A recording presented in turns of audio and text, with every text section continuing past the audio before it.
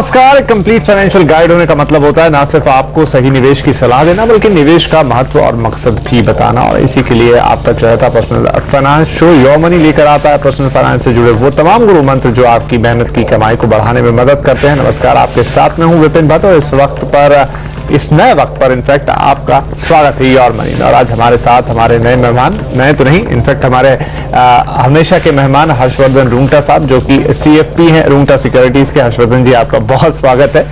और आइए यहाँ पर सवाल जवाब के सिलसिले को शुरू करेंगे। हमारे पहले कॉलर है मुकेश कुमार सिन्हा साहब, झारखंड से फोन कर रहे हैं। सिन्हा साहब, गुड इवनिंग, कैसे हैं आप और क्या सवाल है आपका? फाइन, गुड इवनिंग, फाइन जी, बताएं।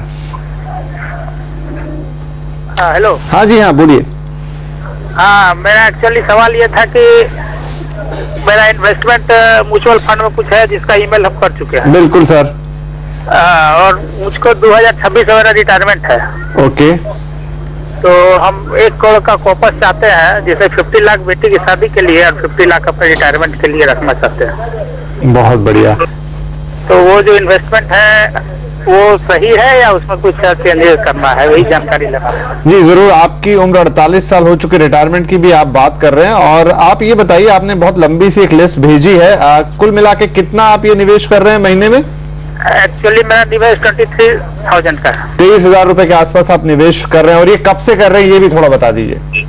ये तो एक तो 2010 से चल रहा है, बाकी 2014 में शुरू किया है। ओके, तो रिलेटिवली सभी ज्यादातर अभी ही शुरू किए हैं आपने। चलिए, तो आपका लक्ष्य भी हमारे सामने है, आप कितना निवेश कर रहे हैं वो भी सामने, और आपके तमाम बाकी जो आपने अपना ब्यौरा भेजा वो भी हमारे सामने है। तो हर्षवर्धन जी, अब इनका जो लक्ष्य 1 करोड़ रुपए ने चाहिए 2026 तक, मौजूदा इन्होंने क्या क्या निवेश किया वो भी बता दिया है। क्या सलाह होगी इनके लिए? वेल मुकेश जी, अगर हम आपका पोर्टफोलियो देखें तो आपने म्यूचुअल फंड में जो निवेश किया है वो आता है 15,000 रुपए हर महीने का। और इसके अलावा आपने एक यूलिप का पोर्टफोलियो भी बनाया है। 4 पॉलिसीज आपके पास हैं जिसमें आप 10,000 रुपया हर महीने का लगभग जमा कर रहे हैं। तो आपका 23 से 25,000 रुपया आपका हर महीने का निवेश हो रहा है। अगर हम 14% से भी देखें कि अगर ये पोर्टफोलियो इंक्रीज होता है अगले 12 ईयर्स में, तो जो आपका टोटल अक्यूमुलेशन होगा, सिर्फ अगर म्यूचुअल फंड का पोर्टफोलियो देखें तो वो अक्यूमुलेशन करीबन 55 लाख रुपए आसपास आता है, 14% के जो अगर हम रिटर्न्स देखते हैं। इसके अलावा आपने म्यूचुअल यूलिप पॉलिसीज में भी कर रखा है। तो मेरा सुझाव ये रहेगा कि आप ये यूलिप पॉलिसीज सबकी सारी बंद कर दें, जिसमें आपके 10,000 रुपया लगभग महीने का बच जाएगा, और वो पैसे आप म्यूचुअल फंड की तरफ रुख करें। आपका जो इंश्योरेंस का पोर्टफोलियो है, यूलिप का जो पोर्टफोलियो है, उसमें आपके पास पेंशन पॉलिसीज हैं और रेगुलर गारंटीड एनएवी प्रोडक्ट्स भी हैं। सो अगर आप जब इसमें से सरेंडर करते हैं, बाहर निकलते हैं, अगर आपका प्रिंसिपल में थोड़ा नुकसान हो रहा है तो भी मैं सुझाव दूंगा कि आप उसे बंद करें और यहीं पे वो सारे यूलिप का जो रिलेशनशिप है आपका वो सारा बंद कर दें, और ये पैसे सारे आप म्यूचुअल फंड में डाइवर्ट करें। अगर ये पूरा 25,000 आपका म्यूचुअल फंड में निवेश होता है, तब जाके आपका 12 साल बाद लगभग 91 लाख आपका इकट्ठा हो सकता है, अगर 14% रिटर्न हम एस्टिमेट करते हैं। तो आपका जो इन्वेस्टमेंट्स है, आपके पोर्टफोलियो जो है, उसमें भी काफी बदलाव करने की जरूरत है। जो फंड्स है वो आप उसको थोड़ा स्ट्रीमलाइन करके आप उसे कंसाइज कर सकते हैं। आप इस प्रकार निवेश करें। अगर आप 15,000 करना चाहते हैं, आप यूलिप नहीं बंद करते हैं, तो भी आप इस प्रकार अपना एलोकेशन कर सकते हैं। और अगर पूरा 25,000 करते हैं तो भी मैं आपको परसेंटेज के हिसाब से एलोकेशन बता रहा हूँ। आप ICICI बैलेंस फंड में कंटिन्यू करिए, आपके पास ऑलरेडी उसमें इन्वेस्टमेंट है, उसका एलोकेशन होगा पूरा 20%। सो अगर आप 15,000 रुपए कर रहे हैं तो 3,000 रुपया निवेश होगा। अगर आप 25,000 करते हैं तो वो 5,000 रुपया होगा ICICI बैलेंस्ड फंड में। ICICI focus blue chip fund में आप 25% निवेश करें, जो आपके पास ऑलरेडी आपके पोर्टफोलियो में है। ICICI वैल्यू डिस्कवरी फंड, उसमें 25,000 का 25% करिए, जो आपके पोर्टफोलियो में ऑलरेडी है। 2 फंड आप ऐड करिए और बाकी सब बंद कर दीजिएगा। 2 फंड ऐड करिए, IDFC निफ्टी फंड, उसमें 10% करिए, एंड HDFC इक्विटी फंड, उसमें 20%। तो इस प्रकार 5 फंड से आपका पूरा पोर्टफोलियो बन जाएगा और उससे ज्यादा आपकी जरूरत नहीं है। जो आपके एग्जिस्टिंग इन्वेस्टमेंट्स हैं वो आपको दूसरी जो स्कीम्स में SIP हो रही थी वो बंद कर दीजिए। जो फंड जहां है वो वहीं पे रहने दीजिएगा, उसको बाद में आपको रिडीम करके स्विच करने की जरूरत नहीं है, उसे आप उसी में रहने दीजिए। फ्रेश इन्वेस्टमेंट्स इन 5 स्कीम में ही जाएगा आपका। ये पूरा पोर्टफोलियो आप 2 साल बाद एक बार रिव्यू कर लीजिए, और जो फंड परफॉर्म नहीं कर रहा है या कोई चेंजेस आपको करने हैं वो 2 साल बाद आप कर सकते हैं। राइट, लेकिन हर्ष इनके पास मुझे दिख रहा है कोई हेल्थ इंश्योरेंस नहीं है, कुछ और इन्होंने डिटेल भेजा था क्योंकि मैं जो देख पा रहा हूँ वो नहीं है शायद हेल्थ इंश्योरेंस, तो क्या इनको लेने की जरूरत है? वेल, इन्होंने अपने मेल में मेंशन किया है कि ये गवर्नमेंट एम्प्लॉय हैं, सो अगर 48 इयर्स उम्र ऑलरेडी इनकी हो चुकी है, सो अगर गवर्नमेंट की तरफ से इन्हें पूरी सहूलियत है, पूरे कवरेज दिया गया है और जो रीइंबर्समेंट्स हैं वो अगर इनको झारखंड में जो हॉस्पिटल्स हैं अगर वहाँ इनकी पूरी रिक्वायरमेंट फुलफिल होती है, तो अलग से जरूरत नहीं है, तो because is a government employ, तो इनके रिटायरमेंट के बाद भी नॉर्मली कवरेज चालू रहता है। अगर कवरेज नहीं है देन ऑफ कोर्स उन्हें मेडिकल इंश्योरेंस लेना जरूरी है। राइट, तो मुकेश जी ये हो गई आपके लिए सलाह, बहुत यहाँ पर डिस्क्राइब करके बता दिया हर्ष जी ने आपको कि कहाँ कहाँ कमी है और किन किन चीजों में आपको परिवर्तन करना है, अपने पोर्टफोलियो को कैसे यहाँ पर आपको डिसाइड करना है। आईसीआईसीआई बैलेंस में 20%, आईसीआईसीआई फ्लोकस ब्लू चिप में 25%, आईसीआईसीआई वैल्यू डिस्कवरी में और 25% और बाकी के बचे हुए 30% आईडीएफसी निफ्टी में 10% के हिसाब से और एचडीएफसी इक्विटी में 20% के हिसाब से आपको निवेश करना। और अब उम्मीद करेंगे कि आप अपने लक्ष्य को पूरा कर पाएंगे और ये जो 10,000 का एक्सेस है ये भी हम उम्मीद कर रहे हैं कि अगर आप जोड़ लेते हैं तो आपका लक्ष्य जरूर पूरा हो जाएगा। चलिए, ये तो सलाह हुई मुकेश जी के लिए। अगला एक एसएमएस है हमारे पास, भालचंद्र पांडे जी का ईमेल है, माफ कीजिए, और वो पूछा है, उन्होंने सवाल की इनकी उम्र इस वक्त कुछ 32 साल है और ये अगले 12 साल में 1 करोड़ रुपए जमा करना चाहते हैं। ये हर महीने एसआईपी के जरिए 15,000 रुपए तक निवेश कर सकते हैं। तो ये निवेश की शुरुआत कर रहे हैं, इसलिए पोर्टफोलियो अभी इन्हें बनाना है, उस पर भी सलाह चाहते हैं और ये भी जानना चाहते हैं कि क्या जितना पैसा यानी कि 15,000 रुपए इन्होंने बताया उससे उनका लक्ष्य पूरा हो पाएगा या उन्हें कुछ और भी करना होगा। क्या सलाह होगी इनके लिए सर? वेल विपिन जी, अगर ये 15,000 रुपए हर महीने का निवेश करते हैं 12 इयर्स के लिए और हम अगर 14% रिटर्न्स एस्टिमेट करते हैं इक्विटी फंड से, तो ये वही होगा कि इनके पास 12 साल बाद 55 लाख रुपए आसपास इकट्ठे होंगे। तो पूरा 1 करोड़ का जो इनका टारगेट है वो पूरा नहीं होगा। लेकिन एक चीज वो जरूर कर सकते हैं कि अभी इन्वेस्टमेंट्स करते हैं जितनी उनकी क्षमता है हर महीने, तो वो अमाउंट इन्वेस्ट करते हैं। जैसे आगे जाते हुए इनकम बढ़े वो अमाउंट उन्हें रिलीजियसली बढ़ा देना चाहिए। अगर मान लीजिए एक प्लान बना ले वो कि मैं हर साल जो मेरी इनकम बढ़ती है वही रेशियो में मैं अपना इन्वेस्टमेंट बढ़ाना शुरू करूंगा, तो एक डिसिप्लिन बन जाएगा और शायद धीरे धीरे एक्यूमुलेट कर पाए। पूरा तो शायद 1 करोड़ नहीं हो, लेकिन जितना पास आ सकता। अभी तो शुरुआत ही है, 32 साल उम्र है, तो बहुत ज्यादा नहीं है और ये मुझे लगता है कि आगे चलते हुए जैसे जैसे इनकी इनकम बढ़ेगी तो ये ज्यादा पैसा डाल सकते हैं। क्योंकि हमने पिछले क्वेश्चन में भी देखा, आपने बताया कि वो हालांकि काफी ज्यादा पैसे, तो लेकिन अगर इनको फिर भी 1 करोड़ का लक्ष्य चाहिए तो कितना इन्हें इन्वेस्ट करना होगा? ऑलमोस्ट डबल कर देना होगा, 30,000 रुपए के आसपास उन्हें ऑलमोस्ट डबल करना होगा, क्योंकि इन्हें 12 इयर्स के बाद बहुत स्पेसिफिकली चाहिए।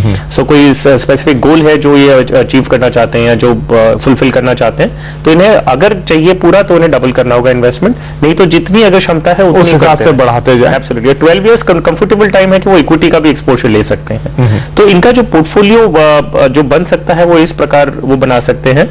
आईडीएफसी निफ्टी फंड में 3,000 रुपया कर सकते हैं, यूटीआई इक्विटी फंड में बाकी के 2,000, एचडीएफसी इक्विटी फंड में 5,000 और आईसीआईसीआई वैल्यू डिस्कवरी फंड में 5,000। सो इस प्रकार इनके 4 फंड्स में पूरा 15,000 निवेश हो जाएगा। ये पोर्टफोलियो ऑब्वियसली 2 साल बाद एक बार रिव्यू जरूर करेंगे।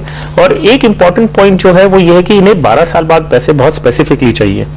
सो जब 10 साल कंप्लीट हो जाते हैं इन्हें इक्विटीज से धीरे धीरे बाहर आना होगा। क्योंकि हम देखें कि अगर फाइनल ईयर में 12th ईयर में अगर बहुत ज्यादा वॉलेटिलिटी हो गई, मार्केट कोई कारण से क्रैश हो गया, सो आपने जो पूरा अक्यूमुलेशन किया था 10-11 इयर्स में, तो पूरा फाइनल जब पैसे चाहिए उस समय वो पूरे आपके अगर लॉस हो गया तो बहुत बड़ा नुकसान हो सकता है। तो आपके गोल्स जो मीट करने के टारगेट्स हैं वो भी शायद मुश्किल में आ सकती हैं। सो नॉर्मली जब आपके गोल 12 साल बाद अगर हैं तो 2 साल पहले आप इन्वेस्टमेंट्स अपना इक्विटी से धीरे धीरे निकालने लग जाए। एक साथ भी निकालने की जरूरत नहीं है। आप एक परसेंटेज डिसाइड कर लीजिए कि मैं हर महीने इतने निकाल के आप उसे डेट में शिफ्ट कर लीजिए, थोड़ा सिक्योर कर लीजिए। और अगर फिर वॉलेटिलिटी होती भी है, मार्केट कोई कारण से 2008 की तरह क्रैश करता है, तो भी आपके पास एक सिक्योरिटी हो चुकी है और आपने अपना मेजर पोर्शन जो है वो डेट में शिफ्ट कर लिया था। तो आपके गोल्स आएंगे, आपको जो पैसे खर्च करने हैं जिसके लिए आप सेव कर रहे थे वो आप अपने गोल्स मीट कर पाएंगे। तो यहाँ पर भालचंद्र जी बहुत अच्छी सलाह यही है कि बाकी तो आपको आप बता दिया है कि किस तरीके से आपको 15,000 रुपए को डिवाइड करना है, क्या 4 फंड्स में निवेश करना है, लेकिन बहुत इंपॉर्टेंट ये है कि जब 10 साल हो जाएंगे, क्योंकि आपने कहा स्पेसिफिकली 12 साल में आपको पैसा चाहिए, जरूर कोई बहुत महत्वपूर्ण कारण होगा, तो ऐसे में आप ये करेंगे कि 10 साल बाद धीरे धीरे अपना पैसा जो इक्विटी एक्सपोजर है आपका, क्योंकि रिटर्न भी आपको हाई वहीं से मिल रहे हैं, लेकिन और सेफ बनाने के लिए अपने रिटर्न को 12 साल के लिए 12 साल के लक्ष्य के हिसाब से धीरे धीरे 10 साल बाद आप उसमें से निकालकर डेट में डालना शुरू कर देंगे। तो ऐसे में आप अपना जो रिस्क एक्सपोजर है उसको धीरे धीरे कम कर लेंगे और ये आपके लिए काफी अच्छा होगा। चलिए इसी के साथ यहाँ पर हम लेते हैं एक छोटा सा ब्रेक, लेकिन ब्रेक के बाद भी सवाल जवाब का सिलसिला जारी रहेगा।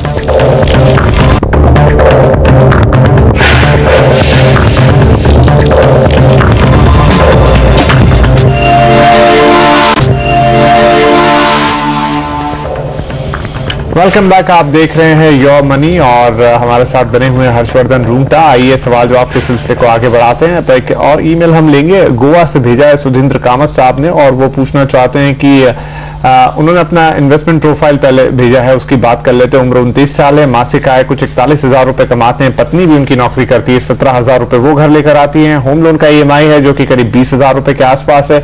रिटायरमेंट के लिए अब उन्हें 2.5 करोड़ का कॉर्पस चाहिए, बच्चों की पढ़ाई और शादी के लिए 25-25 लाख रुपए जमा करना चाहते हैं और 2024 तक दूसरे घर के लिए 30 लाख रुपए का लक्ष्य उन्होंने रखा है। आइए एक नजर उनके पोर्टफोलियो पे भी डाल लेते हैं। बिरला सन लाइफ का मीडियम टर्म प्लान है, 1000 रुपए डालते हैं हर महीने। बिरला इंफ्रास्ट्रक्चर में भी 1000 रुपए का निवेश। HDFC mid cap opportunity fund में 500 रुपए डालते हैं। ICICI pru focus blue chip equity में 1000। SBI मैग्नम ग्लोबल में 800 रुपए प्रति माह। रिलायंस स्मॉल कैप पे 1000 रुपए। ICICI प्रू वैल्यू डिस्कवरी पे 5000 रुपए और SBI मैग्नम मिड कैप में 5000 रुपए। इसके अलावा रिकरिंग डिपॉजिट भी करते हैं हर महीने 2500 रुपए का। तो अब पूछना चाहते हैं कि लक्ष्य प्राप्ति के लिए पोर्टफोलियो जो है उसे कैसे बैलेंस करें। तो वाकई काफी सारा इन्वेस्टमेंट है अलग अलग जगहों पे। तो पहली बात तो क्या ये ठीक है, और नहीं तो इसको क्या सुधार इसमें करने चाहिए? नहीं, मोस्ट सर्टेनली इन्हें अपने पोर्टफोलियो में चेंजेस करने होंगे। बहुत सारी स्कीम्स हैं और इन्होंने अपने मेल में एक चीज और भी लिखी थी कि उन्होंने जब स्टार्ट किया था इन्वेस्टमेंट्स करना तब उन्हें आइडिया नहीं था, सिर्फ ये था कि एक ऑब्जेक्टिव था कि वो इन्वेस्टमेंट करना शुरू करना चाहते हैं। सो अगर वो लक्ष्य, वो ऑब्जेक्टिव से हम अगर देखें कि इन्होंने जो काम किया है वो बहुत अच्छा किया है कि एटलीस्ट सेविंग्स करना शुरू किया। कई फंड्स हैं जो इन्हें अभी आज की तारीख में लॉस में होंगे, बट आई बिलीव कि एक अगर आप एक डिसिप्लिन बनाना चाहते हैं उसके लिए आपने जहां से भी नॉलेज आपको मिली अगर आपने शुरू किया है तो बुरा नहीं है। अगर हम पहले इनका इंश्योरेंस का एक पोर्टफोलियो पे खाली थोड़ा नजर डाल लें, ये करीबन 41,000 रुपीज हर महीने की इनकी इनकम है और इनका जो टर्म इंश्योरेंस पॉलिसी इन्होंने ले रखी है वो है 50 लाख की। और मैं सजेस्ट करूंगा कि इन्हें टर्म इंश्योरेंस पॉलिसी बढ़ा के 1 करोड़ की कर लेनी चाहिए और ये एक ऑनलाइन पॉलिसी के जरिए ले। अगर ये करंट पॉलिसी अगर ऑफलाइन है तो बंद करके नई पूरी 1 करोड़ की ऑनलाइन पॉलिसी पूरी ले लें। इसका कारण एक है कि इन्होंने 10 टाइम्स अपनी इनकम का लगभग इंश्योरेंस करंटली ले रखा है। लेकिन जो अब तक निवेश किया होगा वो फिर मतलब एक तरह से पूरा पैसा गया। It's a term policy. तो टर्म पॉलिसी में आपको कवरेज जो मिलता है वो आज की डेट तक रहेगा। 1 साल का पॉलिसी होती है और उसके लिए आपको आपने प्रीमियम दिया है। 1 साल खत्म होने के बाद आपको कोई फर्क नहीं पड़ता कि आप उसे डिस्कंटिन्यू करें। तो कोई उसमें लॉस होने की बात नहीं है। सिर्फ है कि जब ये ऑनलाइन पॉलिसी पे शिफ्ट करते हैं, अभी 29 ईयर्स के हैं, जब ऑनलाइन पॉलिसी पे शिफ्ट करते हैं इनका प्रीमियम काफी कम हो जाएगा अगर ये ऑफलाइन पॉलिसी है तो। और ऑनलाइन है तो एक फ्रेश पॉलिसी 50 लाख की और ले लें। इसका मुख्य कारण ये है कि इनके पोर्टफोलियो में एक लोन भी है। जी हाँ। सो जहां 10 टाइम्स इनकम है that protects his current income. इसके अलावा जब EMI बर्डन उनके स्पाउस पे नहीं आना चाहिए तो इन्हें थोड़ा कवरेज, थोड़ा एक कवर एक्सटेंड करके 1 करोड़ का टर्म पॉलिसी ऑनलाइन पॉलिसी के जरिए आप ले सकते हैं। म्यूचुअल फंड का जो पोर्टफोलियो है वहां पे ये 5,300 रुपीज हर महीने का निवेश कर रहे हैं और लमसम इन्वेस्टमेंट्स इन्होंने 2 स्कीम में कर रखे हैं। तो लमसम इन्वेस्टमेंट्स ये रख सकते हैं जैसा है। सिर्फ ये जो 5,300 रुपए निवेश कर रहे हैं ये इन्हें 2 स्कीम्स काफी हैं। सो इनके एग्जिस्टिंग पोर्टफोलियो में से हम 2 स्कीम इन्हें बता दें। ICICI focused blue chip fund में जहां पे ये करंटली निवेश कर रहे हैं 1000 रुपया महीना, उसको बढ़ा के ये 3,000 रुपया कर लें, 3 गुना कर दें, 3 गुना उसमें कर लें तो 3,000 रुपया उसमें चला जाएगा। और HDFC मिड कैप अपॉर्चुनिटीज में ये 2,300 निवेश करना चालू कर दें इंस्टेड ऑफ 500 रुपीज। तो इनका जो 5,300 है वो 2 स्कीम्स में हो जाएगा। बाकी फंड्स वो रख सकते हैं जैसा है, उसमें चेंजेस करने की जरूरत नहीं है। एक चीज इन्होंने और अच्छी कर रखी है कि इन्होंने एक रिकरिंग डिपॉजिट खोल रखा है। सो ये फंड, ये जो रिकरिंग डिपॉजिट है वो भी कंटिन्यू कर सकते हैं और इसे एक इमरजेंसी फंड्स कभी जरूरत पड़े तो ये उसमें से तुरंत तुरंत पुल आउट कर सकते हैं। तो ये उसके हिसाब से कंटिन्यू कर सकते हैं। जो इनके टारगेट्स हैं वो मोस्ट सर्टेनली ये इन्वेस्टमेंट से फुलफिल नहीं होंगे। सो आगे जाते हुए इन्हें अपने टारगेट्स या तो जो गोल्स हैं वो या तो प्रायोरिटाइज करने होंगे, कई चीज इन्हें छोड़नी होगी, और या तो जो इन्होंने एस्टिमेशंस बना रखे हैं कि एक एक्स अमाउंट चाहिए इन्हें probably for child education, marriage, तो वो थोड़े उन्हें थोड़ा उन्हें निवेश बढ़ाना होगा अगर अचीव करना है, या तो टारगेट्स कम करने होंगे। लेकिन आज की तारीख में अगर हम बात करें कामत जी, वो एक है कि आप अपना इन्वेस्टमेंट्स करते रहिए, जितना आप सेव कर सकते हैं। यही ऑब्जेक्टिव रखिए फॉर द नेक्स्ट 2 years कि जितना आप सेव कर सकते हैं हर महीने का उतना आप निवेश करें, और 2 साल बाद आप फिर से एक रिव्यू करिए अपने पूरे पोर्टफोलियो को, तब आप अपने फंड्स को ईयर मार्क करने लग जाइए गोल के लिए। तो बाकी 2 साल तक आप जितना बन सकता है उतना निवेश करिए, फिर बाद में आप अपना गोल ईयर मार्किंग करना उस समय करिएगा। चलिए सुधीर जी, तो अब उम्मीद करेंगे कि इस सलाह के बाद आप अपने जितना भी निवेश है उसे सुसज्जित कर पाएंगे, बहुत अच्छी तरह से मैनेज कर पाएंगे, और आपके लक्ष्यों के लिए जैसा यहाँ पर बताया कि आप या तो लक्ष्यों को थोड़ा प्रायोरिटाइज कर लें, पहले किस चीज की जरूरत है वो ले लें, जो कम थोड़ा इंपॉर्टेंट है उनको छोड़ दें, या फिर जैसे जैसे आपकी आय के स्रोत बढ़े या कुछ इस तरह की चीज आपके पास आए तो आप अपने निवेश को थोड़ा बढ़ा दें ताकि लक्ष्यों की प्राप्ति। और वैसे भी आप समय समय पे तो हमसे पूछ ही सकते हैं, आप दोबारा मेल कर सकते हैं थोड़े वक्त बाद, और एक बार फिर से हमसे सलाह मांग सकते हैं। पर इसी के साथ हम लेंगे यहाँ पर एक छोटा सा ब्रेक के बाद भी सवाल जवाब जारी रहेंगे।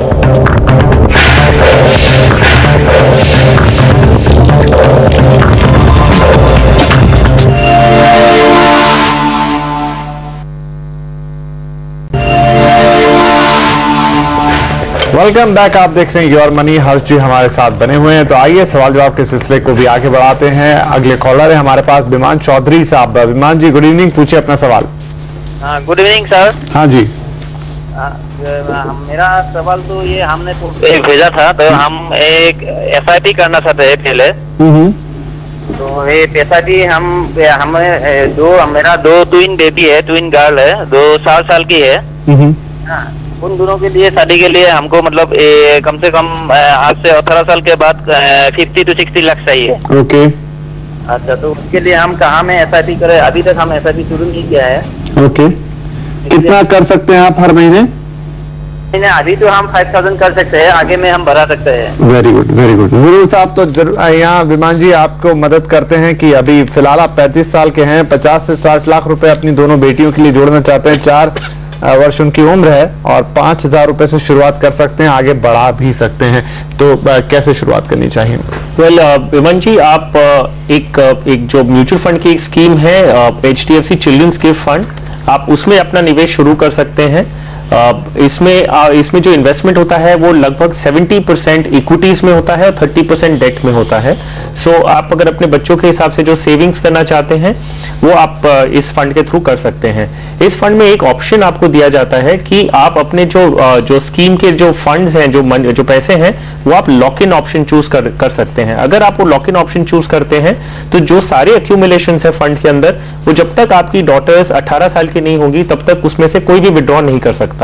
तो इसका एडवांटेज ये है कि आपकी एक सिक्योरिटी रहेगी कि ये पैसे कोई और कारण से यूज नहीं होंगे या कोई मिस यूज नहीं किए जाएंगे। ये जब तक वो मेजर नहीं होते तब तक वो लॉक इन होगा। उसके बाद भी आपको निकालने की जरूरत नहीं है। आपको अगर उसमें निवेश करते हो, ये बने रहना है, तो आप कंटिन्यू कर सकते हो और फिर उसके बाद जब चाहे आप निकाल सकते हैं। तो एक एडवांटेज है इसका कि आपके पास एक सिक्योरिटी रहता है कि पैसे मिस यूज नहीं होंगे।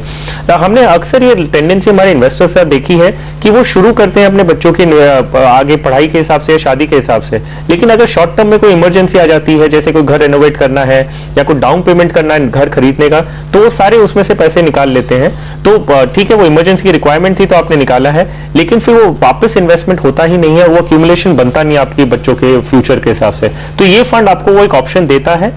जैसे मैंने कहा, ये एक ऑप्शन है। अगर आप ये कंफर्टेबल नहीं है तो आप ये लॉक इन ऑप्शन चूज मत करिए। आपका एक रेगुलर फंड की तरह ऑपरेट करेगा और उसमें से आप विड्रॉ भी कर सकते हैं। तो ये चॉइस आपके पास रहेगी कि आपको लॉक इन लेना है कि आपको नॉन लॉक इन ऑप्शन में लेना है। लेकिन स्कीम जैसे मैंने आपको बताया, HDFC children's gift fund investment plan, इसमें आप अपने दोनों बच्चों के हिसाब से इन्वेस्टमेंट शुरू कर सकते हैं। जो आपने एक और चीज बताई कि आप 5000 रुपए अभी करंटली इन्वेस्ट करना चाहते हैं और आपको 17 साल बाद 50 to 60 लाख चाहिए, तो अगर हम 12% कंजर्वेटिवली अगर हम कैलकुलेट करें तो आप जो अक्यूमुलेट करेंगे वो करीबन 33 लाख होगा 17 ईयर्स के बाद। तो आपको ऑब्वियसली आपको इन्वेस्टमेंट्स अगर 60 लाख से चाहिए तो आपको डबल करना होगा, और जैसे आपने बताया कि आगे जाते हुए आपकी इनकम अगर बढ़ती है और आप उसको बढ़ाते हैं तो आप वो मेथड ऑब्वियसली यूज कर सकते हैं। राइट, तो यहाँ पर फिलहाल 50-60 लाख रुपए आपको जोड़ने के लिए अभी 5,000 से आप शुरुआत कर रहे हैं, अच्छी बात है, लेकिन उम्मीद करेंगे कि जल्दी आप इसे करीब 10,000 पे पहुंचा देंगे, और जैसे ही आप इसे 10,000 के आसपास लेके आएंगे तो यहाँ पर 17 साल के अंदर आप काफी हद तक अपने लक्ष्य यानी 50 से 60 लाख रुपए के करीब पहुंच सकते हैं। तो हम उम्मीद करते हैं कि हमारी इस सलाह के बाद आपको आपके लक्ष्यों को प्राप्त करने में काफी आसानी होगी, और फिर हमेशा की तरह आप आगे बढ़ते समय हमें फिर से ईमेल कर सकते हैं, फिर से अपना सवाल पूछ सकते हैं, और हम फिर एक बार आपको सलाह देने के लिए तैयार रहेंगे। चलिए, इसी के साथ आज के इस एपिसोड को यहीं समाप्त करेंगे। हर्ष जी, आपका बहुत शुक्रिया, आप आए और आपने हमारे दर्शकों के सवालों के जवाब दिए, और आप भी अगर हमसे सवाल पूछना चाहते हैं तो हमेशा की तरह आप हमें ईमेल कर सकते हैं। तो फिलहाल आपसे लेंगे इजाजत, तक कल फिर होगी मुलाकात, तब तक के लिए नमस्कार।